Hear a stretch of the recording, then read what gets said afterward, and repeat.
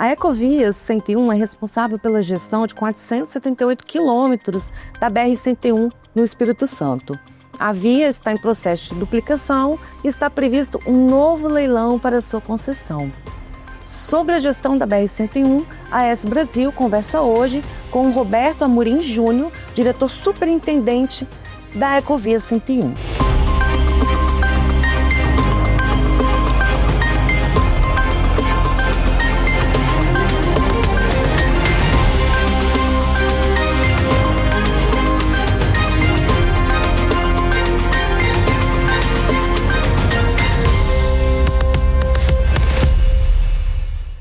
Seja muito bem-vindo, Roberto.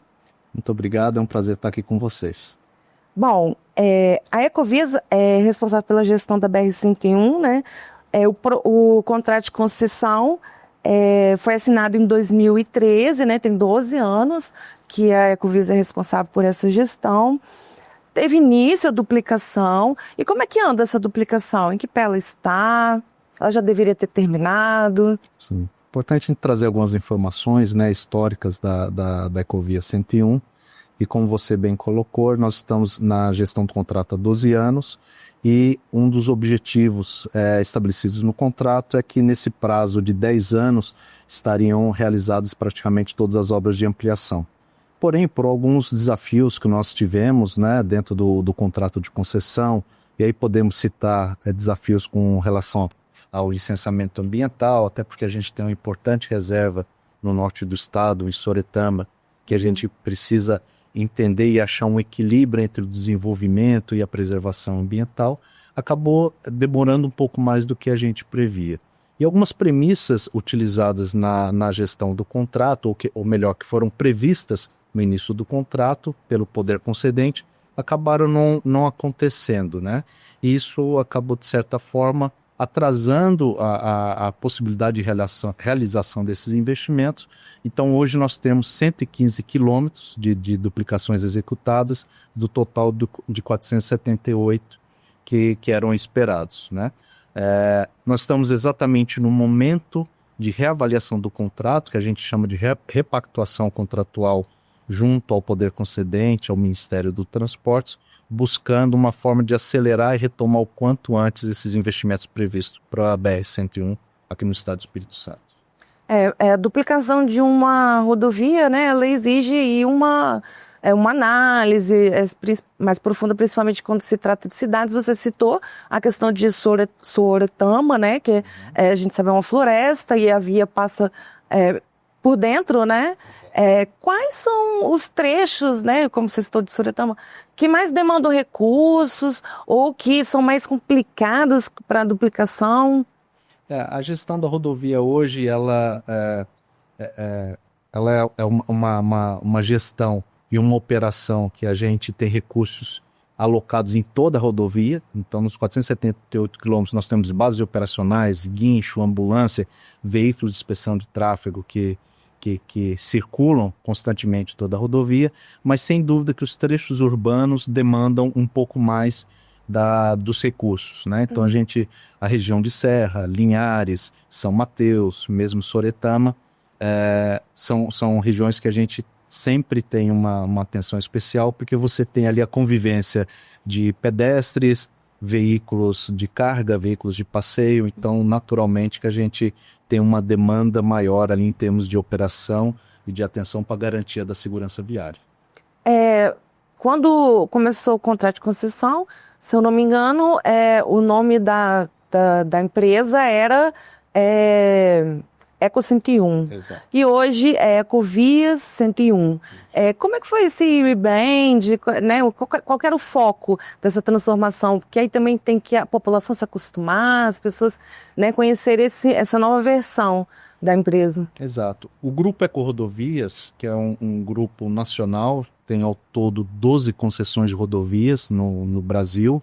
O maior acionista é um acionista italiano. Fez exatamente um rebrand agora recentemente, há coisa de um mês, bem recente mesmo, onde foi trabalhada e padronizado o nome de todas as concessões do grupo. Então, o nome Ecovias vem dessa unificação de todas as demais concessões, além da antiga Eco 101, que agora chamamos Ecovias 101. Então foi uma ação nacional do Grupo EcoRodovias, todas passando a se chamar então Ecovias, no nosso caso Ecovias 101. A Ecovias fez, né, um acordo com o Ministério dos Transportes que está, como eles chamam, modernizando contratos, né, de concessão de rodovias no Brasil, entre eles o da BR-101. E o que a repactuação tem de interessante para a Ecovias, que vai participar do leilão que está marcado para o próximo mês, né, junho? Exatamente. O leilão está agendado para o dia 26 de junho, na B3, em São Paulo, na Bolsa de Valores, e a Ecovia 101 é uma das participantes desse leilão. Então nós temos um otimismo que a gente tem chance de continuar a administração, e essa administração, ela com base num contrato, como você bem comentou, modernizado. Em linhas gerais, o que nós temos de importante nessa modernização? Primeiro, isenção para motocicletas, então motociclistas vão ser isentos do pagamento de pedágio. Quem utilizar aquele pagamento eletrônico, que é com a tagzinha, também vai ter um desconto de 5% a partir da validade desse novo contrato. Usuários frequentes, então comunidades lindeiras, onde os veículos de passeio utilizam mais de uma vez por mês o pedágio, também vai ter um desconto, isso vai acontecer progressivamente. E o principal de tudo que a gente enxerga é exatamente não haver a paralisação de investimento. Hoje a gente continua com obras de duplicação para o trecho norte, ali na região de Serra, próxima à saída do contorno do Mestre Álvaro, e temos também a duplicação que nós chamamos de trecho F no município de Anchieta. Hoje nós estamos fazendo ali a construção de uma nova ponte sobre o Rio Grande. Então a gente tem essas duas obras em andamento, mas a gente sabe que não é um ritmo adequado para a necessidade que nós temos de acelerar a melhoria da infraestrutura no estado. Então o grande ganho dessa modernização contratual, além desses benefícios que eu comentei, até de isenção e descontos em pedágio, é a retomada imediata de um volume significativo de investimento. Ou seja, o contrato prevê, independente da Ecovia 101 continuar ou não, que nos próximos 3 anos serão executados praticamente 2 bilhões de obras, principalmente de ampliação aqui no estado do Espírito Santo. Aí um esclarecimento, porque quando a gente lê sobre o leilão, vem comentando que o investimento é de 10 bilhões, né? Esses 10 bilhões, como eles vão ser empregados? Isso, os 10 bilhões é para o período da concessão todo de 24 anos, onde 2 bilhões serão empenhados somente nos 3 primeiros anos, tá? Mas basicamente são 7 bilhões em obras, e aí 3 bilhões e meio aproximadamente obras de ampliação, são duplicações, terceiras faixas, novos dispositivos de entroncamento em desnível nos municípios. Então a gente vai ter viadutos para tirar esses cruzamentos em nível, que melhora a segurança viária e fluidez dentro dos municípios, até pelo que nós comentamos, né? O trecho urbano, via de regra, tem um desafio operacional maior, até pela convivência de pedestres, de veículos, bicicletas, enfim. E outros 3,5 bi serão investidos em melhoria de pavimento, sinalização, drenagem, pontes, viadutos existentes, e cerca de 3 bilhões e 200 serão investidos na parte operacional, guincho, ambulância, veículos de inspeção de tráfego, toda a parte operacional, de apoio operacional à sociedade. Que é muito importante para a questão da segurança, né? Sim. Viária. Como é que a Eco 101 lida com essa questão, né? Porque, como a gente já comentou aqui, tem rodovias passando por dentro, a rodovia passa por dentro de grandes cidades, né? Tem trechos aí que já foram duplicados, então tem questão de velocidade. Como a Ecovia 101 lida com esta questão? A segurança viária para nós é prioridade na gestão da Ecovia 101 da rodovia, né? Então nós respeitamos e trabalhamos na manutenção da vida em todas as suas formas. Todo esse investimento que a gente faz de operação, além de, obviamente, da ampliação da infraestrutura, é exatamente na melhoria desse tripé, né? Que a gente entende que é a máquina, né? Que são os veículos, a infraestrutura, obviamente, a parte importante nesse processo, e as pessoas. Hoje, nós temos dados que mostram que mais de 90% dos acidentes ocorrem por alguma intervenção humana ou pela imprudência humana. Então, cada vez mais o investimento, além da ampliação de capacidade, vem num conceito internacional de rodovias que perdoam, ou seja, sabendo que a gente tem esse desafio da intervenção humana e a decisão muitas vezes não sendo a melhor possível, como é que a gente implanta dispositivos que num erro humano não seja fatal? Então, cada vez mais os investimentos na rodovia, aqui na BR-101, tem esse conceito de priorizar a segurança viária através de investimentos de rodovias que perdoam, como nós falamos, né? Para que nós, no caso do ser humano falhar, que a gente tenha uma segunda chance. Entendi. Bom, e você estava comentando sobre a questão da participação no leilão, em junho. O que o capixaba pode aguardar, assim, caso a 101, caso a Ecovia 101 ganhe o leilão, né, refaça a concessão, visualmente o capixaba vai sentir diferença? O que ele vai perceber ao utilizar, né, a BR-101? Sem dúvida. Primeiro, por conta desse histórico de 12 anos, que a gente já sabe bem claramente o que deu certo e o que não deu certo. Então a gente entra num novo momento em que a gente está com um novo projeto na mão, moderno, e a gente já tem prontidão para iniciar as obras de ampliação no dia seguinte ao leilão, e a implementação desse novo contrato. E é muito claro para nós essa construção da modernização do contrato, de empenhar todos os esforços, até porque nesses 3 anos que eu falei do investimento de 2 bi, Amanda, o TCU tem um acompanhamento trimestral do contrato. Então, independente se é a Ecovia 101 ou uma outra concessionária, o projeto foi muito bem construído, já incorporando os anseios da sociedade. Então, por exemplo, nós teremos tarifas diferenciadas para pista duplicada e pista simples. Então, nós tiramos aquela sensação, poxa, eu não tenho obra aqui no meu município e estou financiando uma obra no município lá do sul. Isso não vai mais acontecer porque isso está previsto no novo contrato. Além disso, o TCU, Ministério dos Transportes e a Agência Nacional de Transporte Terrestre, a TNTT, fará nesses 3 primeiros anos acompanhamento trimestral da execução de obras e dos compromissos que estão sendo feitos. Além disso, nesses 3 primeiros anos, se os investimentos definidos não forem entregues, tem multas pesadas no final desse 3º ano, podendo chegar, além de multas financeiras, podendo chegar até a não descontinuidade do próprio contrato de concessão. Então a gente entende que boa parte dos anseios e expectativas da sociedade que a gente veio colhendo ao longo desses 12 anos foram incorporados nessa modernização. Entendemos que a sociedade de cara já vai ver uma alteração significativa a partir desse momento da repactação ou da modernização contratual. Você falou novamente da questão do pedágio. Você tinha falado antes os descontos, né? Sim. Que é interessante para a população. A questão de município onde não tem a duplicação não pagar o mesmo valor de onde já teve ou está passando por obras. Mas é previsto um aumento desse pedágio?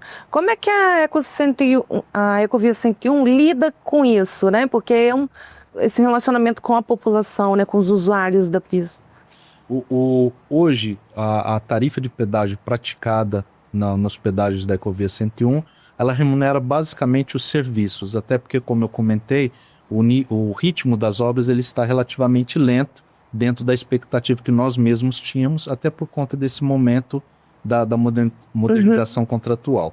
Então, via de regra, vai ter uma adequação tarifária, sim, dentro do que nós entendemos adequado às entregas de investimentos, né? E além dessas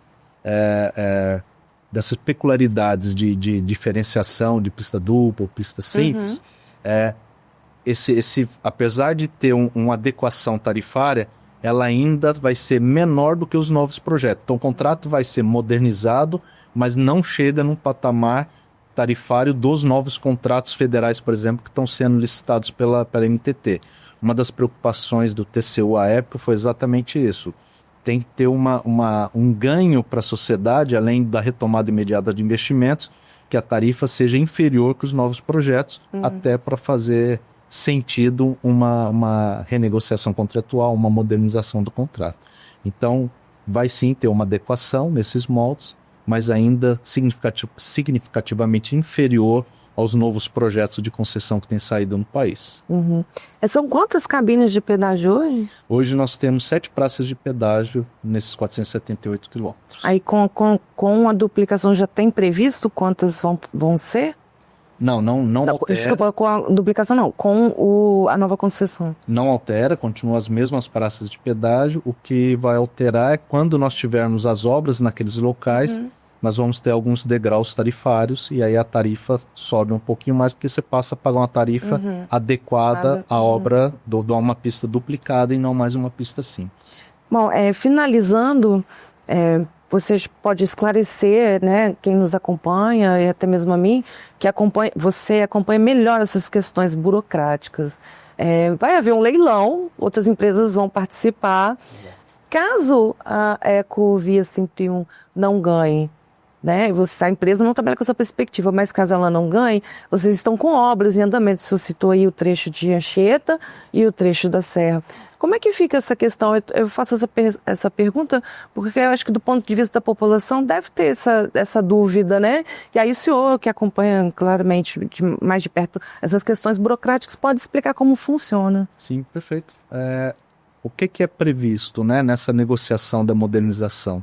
No caso de saída da Ecovia 101, essas obras que foram executadas, né, inclusive nós estamos antecipando já o subtrecho D, que nós chamamos, que encerra hoje na saída de Mestre Álvaro, que são 5 quilômetros, já é uma obra do primeiro ano do contrato repactuado. E nós antecipamos exatamente por saber essa importância e o tanto que é emblemático esse início da duplicação para o norte. Então nós fizemos a antecipação do início dessa obra. Isso ocorrendo, no caso de uma descontinuidade da Ecovia 101 não continuar, essas obras elas são remuneradas, ou seja, como se fosse uma indenização, vamos dizer assim, e o valor gasto, obviamente validado pelo poder concedente, aquele valor, ele vai ser ressarcido, vamos dizer assim, à concessionária no caso da saída e não continuar. Tá? Hoje, inclusive... Mas aí, de qualquer forma, já está adiantado ali o processo. Exatamente.